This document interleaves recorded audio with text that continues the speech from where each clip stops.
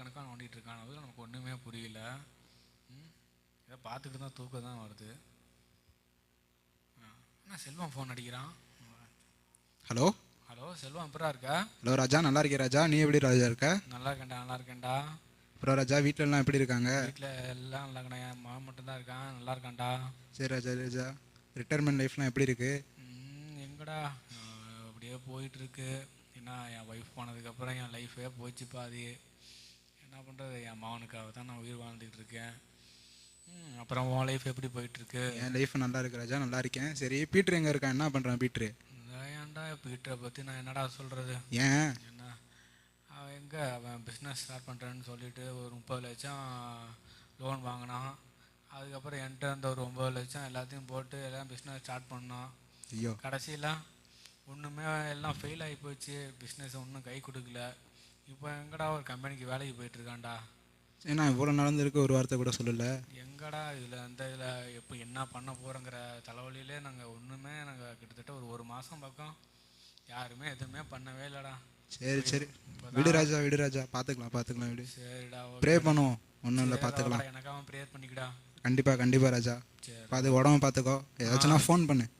சரி அவகடா, சரி ராஜா, சரி, கண்டிப்பாக. ஓகேடா, சரி வச்சிடுறேன். சரி ராஜா.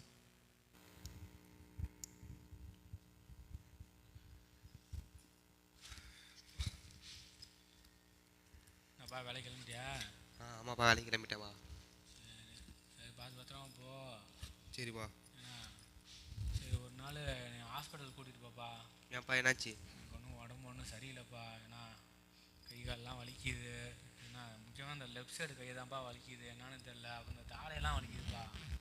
தாடை வலிக்குது இல்லை, நெஞ்சம் கூட கொஞ்சம் லைட்டாக வலிக்குது. அதனால் எனக்கு கொஞ்சம் ஒரு நாள் லீவ் போட்டு ஹாஸ்பிட்டல் கூட்டிகிட்டு போப்பா. சரிப்பா, என்னான்னு பார்க்குறேன்ப்பா.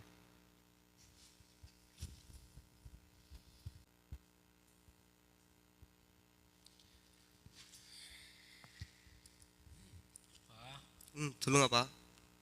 இன்றைக்கினாவது போகலாமாப்பா ஹாஸ்பிட்டலுக்கு? இன்றைக்கும் லீவு தரலப்பா, வேணா நான் ஈவினிங் வேணா போவோம். இன்றைக்கி கொஞ்சம் வலி கொஞ்சம் அதிகமாக இருக்குப்பா, அதான்ப்பா சொல்கிறேன். சரிப்பா, கேட்டு பார்க்குறேன், லீவு இருந்தால் போகலாம். சரிப்பா. சரி, நான் போகிறேன்ப்பா.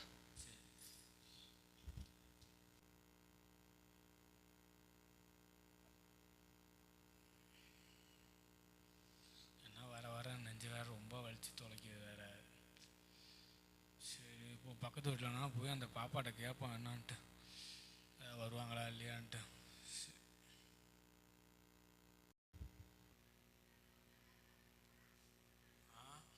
சொல்லுங்க ஐயா. வீட்டில் தம்பி இருக்காப்லையம்மா? இருக்காங்கய்யா. சரிம்மா. இல்லைம்மா, நெஞ்சு கொஞ்சம் வலிக்குது. நான் தம்பி இருந்தாப்புலன்னா சரி ஹாஸ்பிட்டல் கூட்டிகிட்டு போய்ட்டு வரலான்தாம்மா. இருக்காங்கய்யா, வர சொல்கிறேங்க. இருக்காங்களா? இருக்காங்க. சரிம்மா. சரி, நான் போய் வீட்டை பூட்டிட்டு நான் வெளியே வெயிட் பண்ணுறேம்மா. சரிங்க, அனுப்பி வைக்கிறேன். சரிம்மா.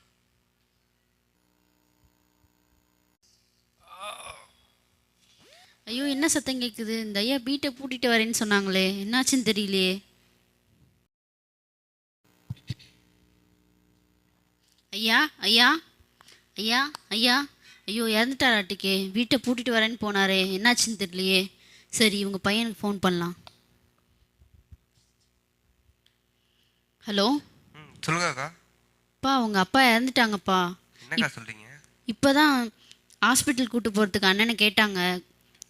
வீட்டை பூட்டிட்டு வரேன்னு போனாங்கப்பா, அதுக்குள்ளே இப்படி இறந்துட்டாங்கப்பா. என்ன சத்தம் கேட்குதுன்னு போய் பார்க்கறதுக்குள்ளே கீழே விழுந்து கிடக்குறாங்கப்பா.